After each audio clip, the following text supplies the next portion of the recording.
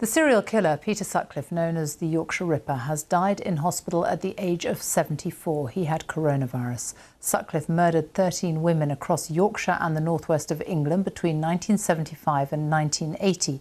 He was also convicted of the attempted murder of 7 other women. This report from our correspondent Danny Savage contains some flashing images. Over a period of 6 years, all of these women were murdered by the same man. 13 families' lives torn apart by Peter Sutcliffe. Wilma McCann was the first to be killed in Leeds in 1975.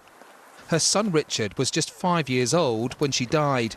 He believes today brings some sort of closure. I know that there will be many people that welcome this day, and maybe some of them will get some peace. Is the man that took my mum's life, and so it is significant. It's not, well, it is emotive in some ways, but you know, I've got my own life, I've got my own family now, and let's get on with our lives with a bit more peace, shall we say, after today. This was in Halifax, where 19-year-old bank clerk Josephine Whittaker was killed.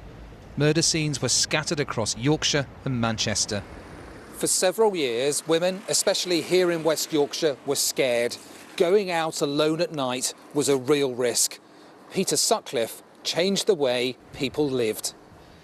Still, he found victims, like Mo Lee, who was an art student in Leeds and survived when Sutcliffe ambushed her. My attack did shape my life and my outlook.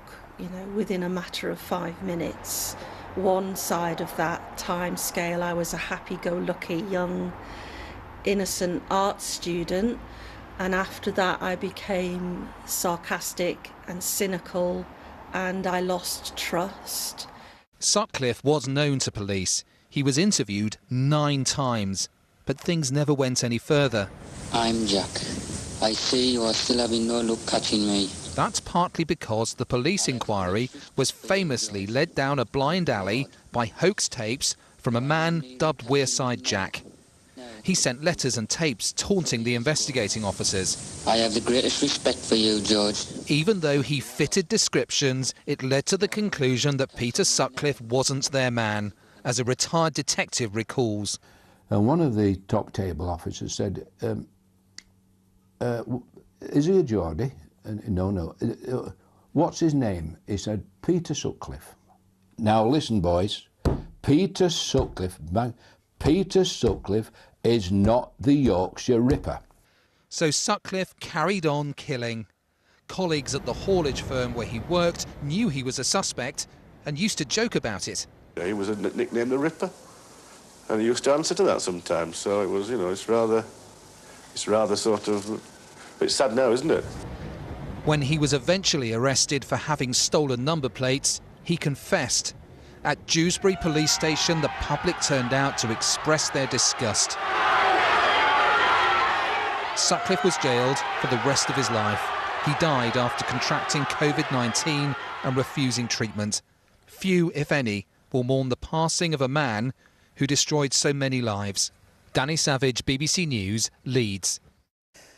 West Yorkshire Police has apologised for the way some senior officers spoke at the time about some of Sutcliffe's victims, a number of whom were sex workers. The force's chief constable said that while some of the language and attitudes may have reflected wider society at the time, they were wrong then and wrong now. Many women in the north of England lived in a climate of fear in the late 70s before Sutcliffe was arrested, as our special correspondent Lucy Manning reports.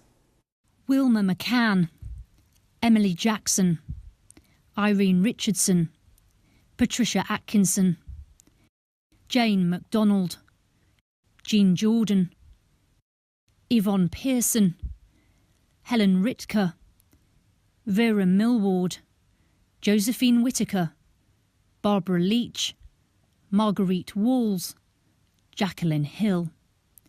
Everyone remembers Peter Sutcliffe's name. How many remember theirs?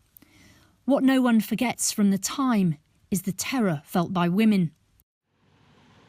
For a 17-year-old in Leeds, when Sutcliffe was left free to kill, it was a fear Michelle Teal couldn't shake.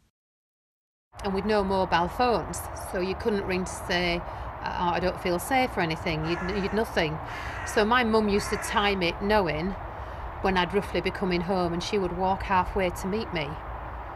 But it was a scary, scary time. all of us were so aware of this case, to the point of actually suspecting friends, neighbours, relatives. Joan Smith reported on the murders, suffered nightmares after. She wrote about the misogyny of the police investigating. They kind of thought that the women who were involved in the sex trade were asking for it, in inverted commas, and they were much more interested in the innocent women. And I thought they missed the central point, was that what he hated was women. Do you think anything has changed for women since that time in terms of policing?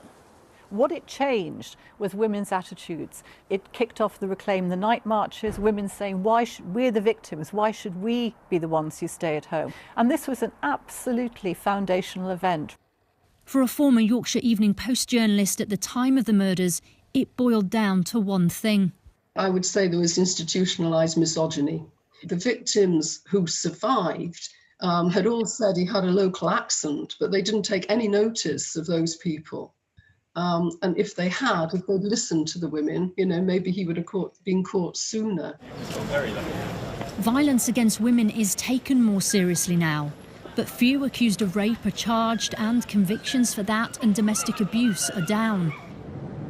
The murder in 2006 of 5 women in Ipswich, who were daughters and mothers, but also worked as prostitutes, shows vulnerable women are still at risk.